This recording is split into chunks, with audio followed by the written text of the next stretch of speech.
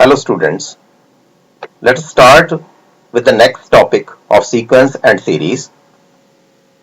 The name of this topic is geometric progression. We have already completed one topic, that is arithmetic progression. In that topic, we completed with nth term and sum of the series. If the common difference is same, then it is called arithmetic progression.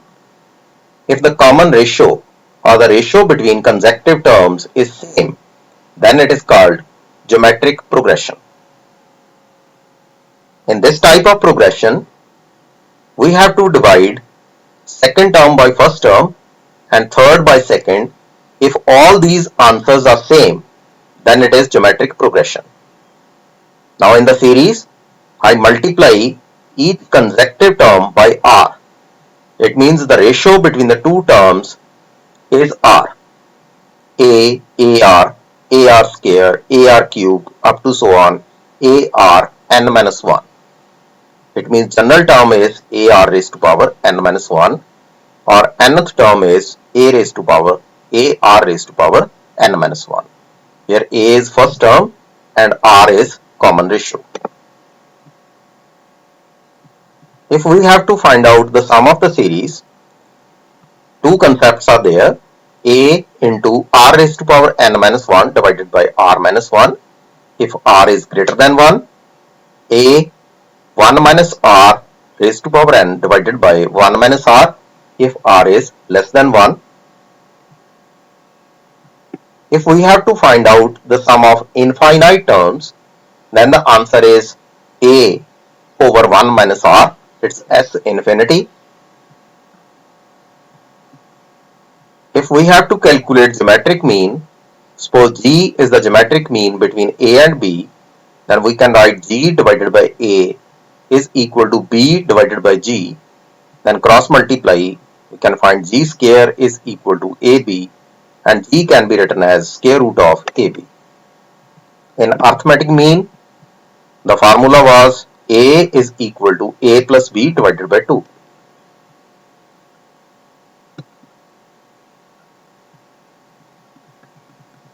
Suppose there are n geometric means between a and b.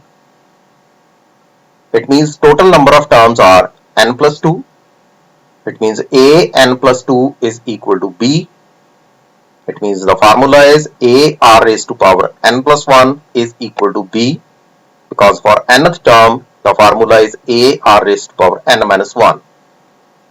But the number of terms in this case is n plus 2. It means the power is n plus 1. Divide a on the right hand side, then shift the power. We can find r is equal to b over a raised to power 1 over n plus 1. Now what about g1? It's ar. Simply insert the value of r. Then g2 ar square. Then square the value. It's a into b over a raised to power 2 over n plus 1. Similarly 3 over n plus 1 in third. And for gn, it's a b over a n over n plus 1. Basically, it's the derivation of all the geometric means from 1 to n. Now the relationship between am and gm. am is a plus b divided by 2 and gm is square root of ab. Simply subtract the value, then take LCM, and in the numerator square root a minus square root b whole square is there, divided by 2. This term is in square, it means it's always greater than 0 or equal to 0.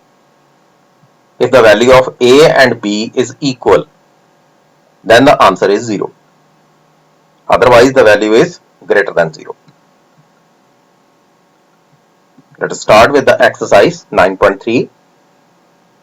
First question is, find the 20th and nth term of GP. The series is given to you. First term is A, and for the calculation of R, you have to divide first term by second, second term by first. 5 over 4 divided by 5 over 2. You can find this value as R. The answer is 1 over 2. Second term divided by first term, it is R. Now what about A20 and AN? You can write the formula A R raised to power 19. Value of A is 5 over 2. And what about value of R? It's 1 over 2. It's 2 raised to power 19. It's 2 raised to power 1. Answer is 5 into 2 raised to power 5 divided by 2 raised to power 20.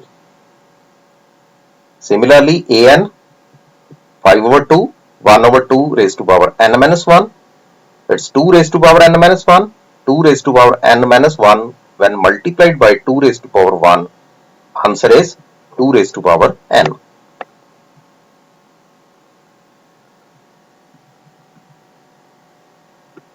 Question number 2. Find the 12th term of a GP whose 8th term is 192 and the common ratio is 2. 12th term question mark, and what about 8? It is 192. It means A R raised to power 7 is 192. Common ratio is given to you, that is 2. Insert the value of R in this statement. A into 2 raised to power 7 is equal to 192. 2 raised to power 7 can be written as 128, and dividing 128 on the right hand side, by cancellation you can find the value of A as 3 over 2. Now what about A12? Basically you have to find the 12th term. It can be written as A R raised to power 11, 3 over 2, 2 raised to power 11. After cancellation you can find 2 raised to power 10, and 2 raised to power 10 can be written as 1024, and when multiplied by 3 you can obtain the answer 3072.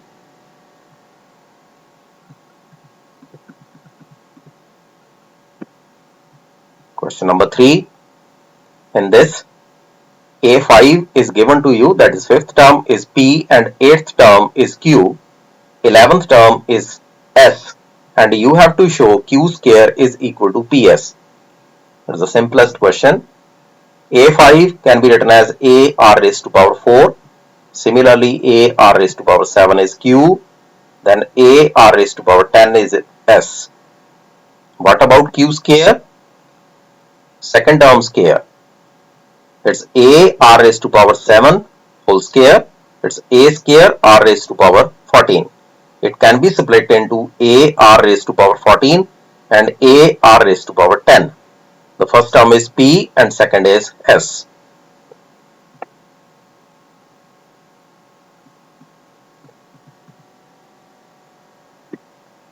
Question number 4. The fourth term of GP is a square of second term. A4 is A2 square, AR cube, AR whole square, then AR cube, A square, R square. After cancellation, you can obtain R is equal to A. What about next? First term is minus 3. It means A is equal to minus 3. Also you can write R is equal to minus 3 because both the values are equal. Now you have to calculate the 7th term. Simply insert in the formula A R raised to power 6 minus 3 raised to power 7 or minus 2187 is there.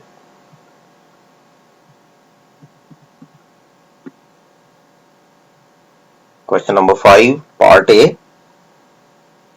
2 into square root 2, 4 and up to 128.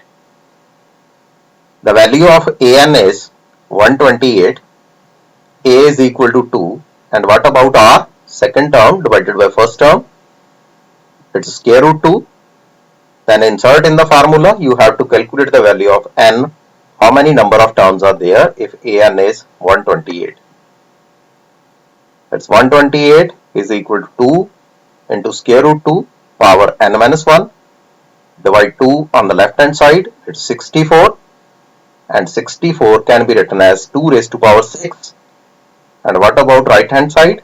It's a square root 2 power n minus 1. And square root 2 can be written as 2 raised to power 1 over 2. It means now the term is 2 raised to power n minus 1 divided by 2, because already n minus 1 is there. Now equate the terms. N minus 1 over 2 can be written as 6, then n minus 1 is equal to 12, then n is equal to 13.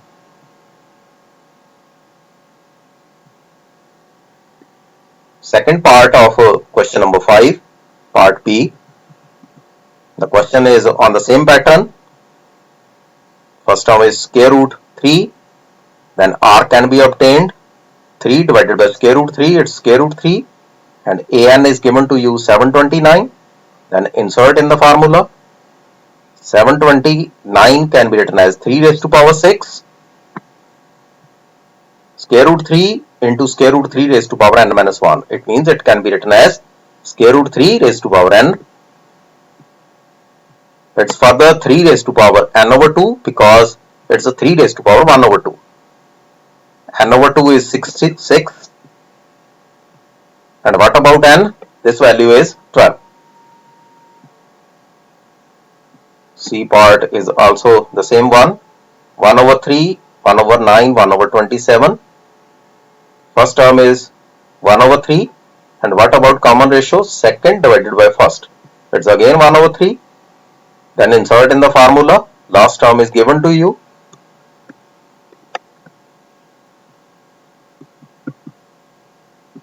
And this term can be written as 3 raised to power n. You have to factorize these terms. Basically, these terms depends upon right hand side value.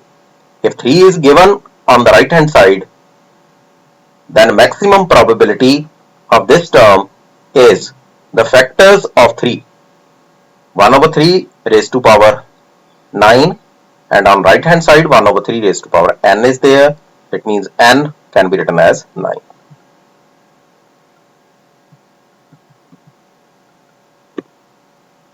Question number 6. 3 terms are given to you, minus 2 over 7, x, and minus 7 over 2. These terms are in GP.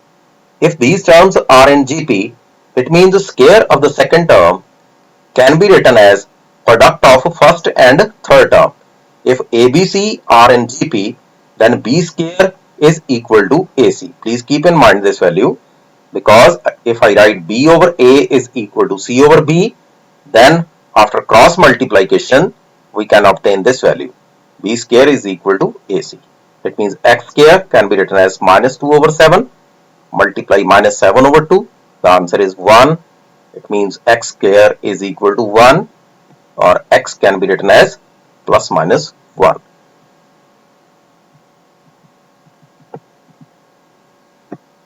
In question number 7, sum of the series S20, you have to find out.